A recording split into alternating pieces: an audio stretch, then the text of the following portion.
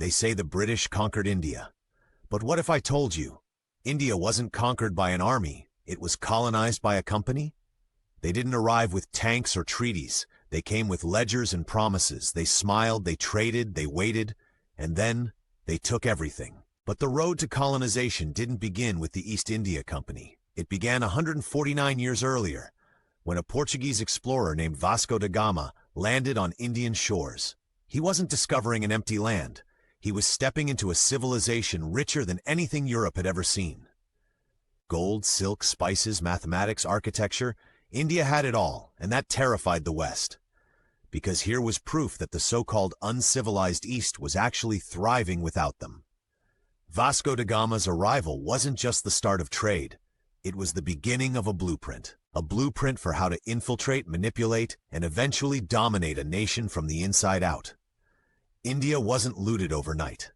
It was broken piece by piece, by merchants disguised as friends, by treaties written in lies, and by a company that came to trade and stayed to rule. This is the story of how the East India Company didn't just steal a country, it stole the future of a civilization.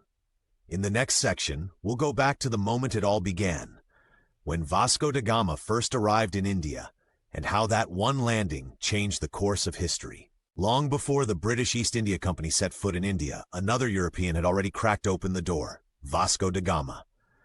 In 1498, da Gama arrived on the shores of Calicut in modern-day Kerala, but he didn't discover anything, because India was never lost. What he saw wasn't a land waiting to be civilized. It was a flourishing trade hub, bustling with ships from Arabia, Persia, Africa, and Southeast Asia. The markets overflowed with spices, pearls, silks, ivory, perfumes, jewels, and advanced textiles. Indian merchants were literate, organized, and connected to global trade networks. The people he met spoke multiple languages, Sanskrit, Tamil, Persian, Arabic, because they didn't just trade goods, they traded ideas. This wasn't a land in need of help, it was a civilization operating at full power. And how was he received? At first, cautiously. The local ruler, the Zamorin of Calicut, was unimpressed by the gifts da Gama brought, cheap cloth, corals, and trinkets. To the Portuguese, it was wealth. To the Indians, it was junk. But that encounter gave Europe exactly what it needed, proof that India was rich and accessible. That trade could be controlled, and if it couldn't be earned through diplomacy, it could be taken. Within years, the Portuguese returned with guns, forts, and fleets. They began seizing ports, blocking competitors, and taxing Indian Ocean trade. Vasco da Gama's landing didn't start colonization, but it was the moment Europe realized that behind India's spices was a golden opportunity. And they weren't the only ones watching. By the early 1600s, the British, Dutch, and French had also entered the Indian Ocean, not as allies, but as rivals in a race to control Indian wealth. And out of that race emerged something far more dangerous than any king or army, a corporation with an army of its own. In the next section, we'll see how the East India Company began shifting from peaceful trade to ruthless domination, and how greed turned merchants into warlords. By the early 1600s, the Portuguese had already established a violent presence along India's coast. But they weren't alone for long. On December 31st, 1600, Queen Elizabeth I signed a royal charter, giving birth to the British East India Company, a private corporation with one mission: profit. Unlike a government, it had no accountability to the people of India, no duty to protect, no interest in peace. It was driven by shareholders, greed, and quarterly returns. They arrived not with soldiers but with contracts and smiles. They asked permission to trade, politely. They bowed to emperors. They built factories, warehouses for goods like silk, cotton, indigo, saltpeter, and most famously, spices. To Indian rulers, the company looked harmless, just another group of foreigners looking to do business. But beneath that politeness was calculation. They mapped the political landscape, studied rivalries, and exploited tensions between kingdoms. They didn't just want access to trade. They wanted control over who could trade, and on what terms. While the Mughal Empire was still strong, the company stayed quiet. They paid taxes, followed rules, played nice. But as the empire began to weaken in the 18th century, the company made its move. They began recruiting private armies, not of British soldiers but Indian sepoys, soldiers hired to fight their own people. They offered salaries, training, power, and slowly they'll to force larger than most European national armies. The merchants had become militarized. They didn't just want profit anymore. They wanted land. They wanted tax revenue. They wanted control of ports, trade routes, and entire provinces. The transformation was complete, from trader to warlord. And soon they would test their power in a battle that would change Indian history forever. The Battle of Plassey. In the next section, we'll uncover the turning point, when the company crossed the line from trader to conqueror in a single, brutal betrayal. The Battle of Plassey. The year was 1757. The battlefield, Plassey in Bengal. The opponent, Siraj Daulah, the young Nawab of Bengal, one of the richest provinces in the world at the time. The enemy? Not a nation, but a corporation. The East India Company had spent decades preparing for this moment. They had built an army, formed alliances, studied India's political fractures. Now they just needed a spark. That spark came when Siraj Daulah seized the company's fort in Calcutta after repeated violations of his authority. The company cried foul, but behind the scenes they were already preparing for war.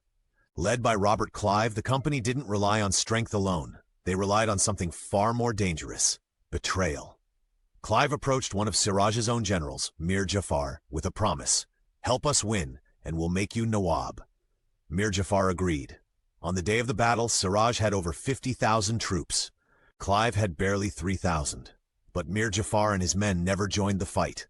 They stood back and watched as Siraj's forces were surrounded and slaughtered. The battle lasted only a few hours. The betrayal lasted for generations. Siraj Daulah was captured, tortured, and killed. Mir Jafar was made a puppet Nawab. And the company?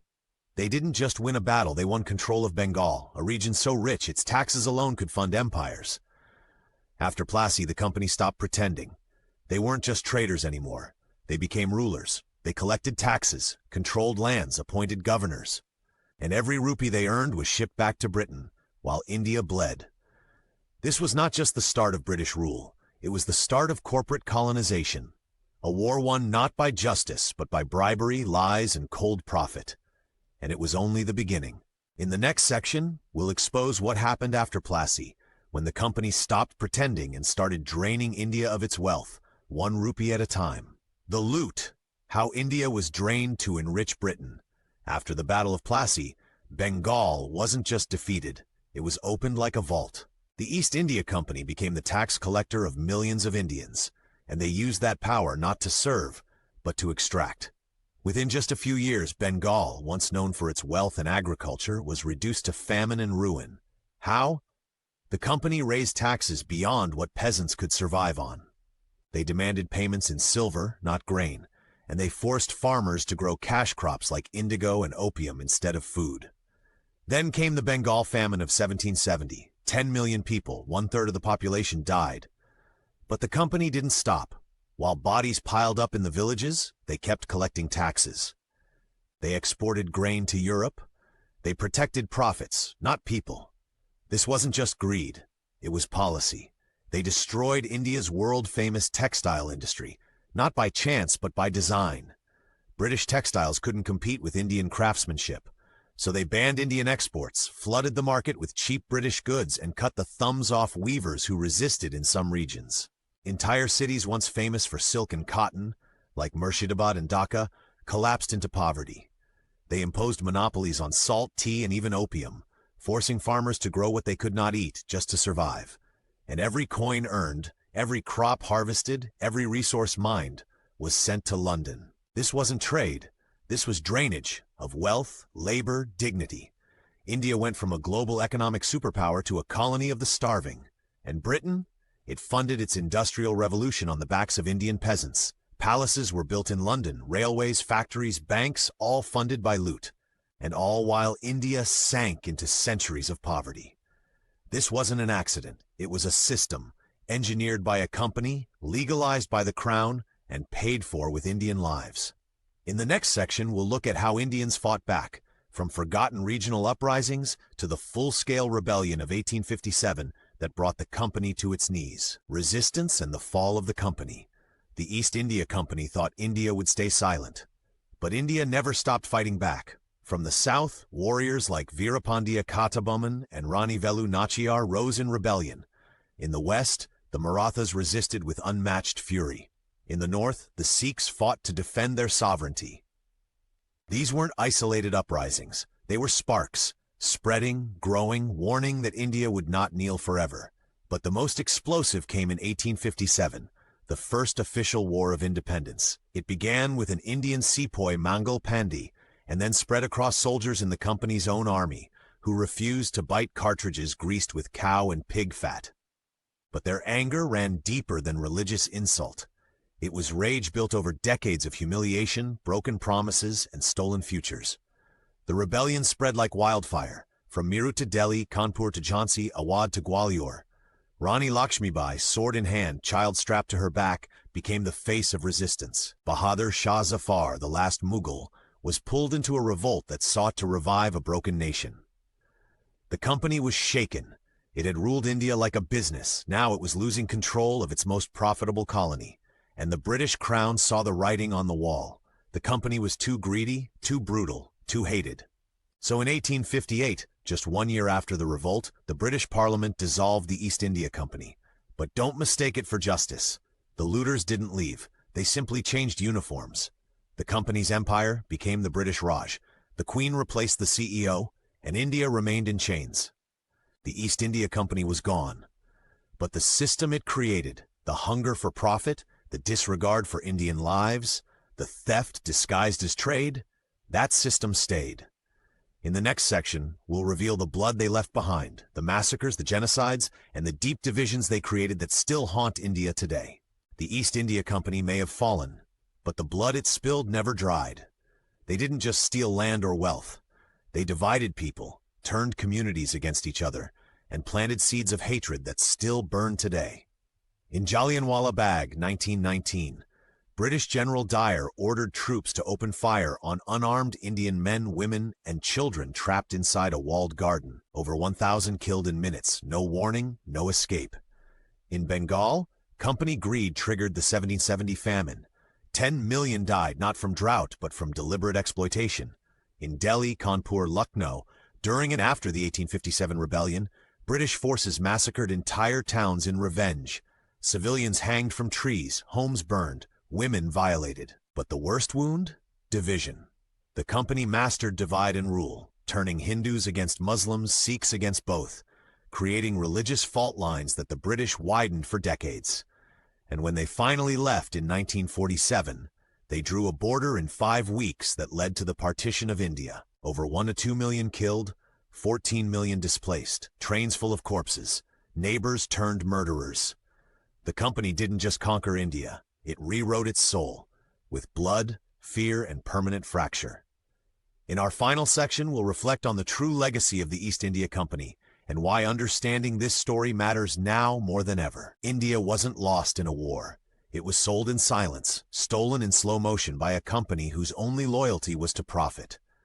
The East India Company began with a trade deal. It ended with millions dead. It left behind famines, massacres, broken industries, shattered communities, and deep divisions.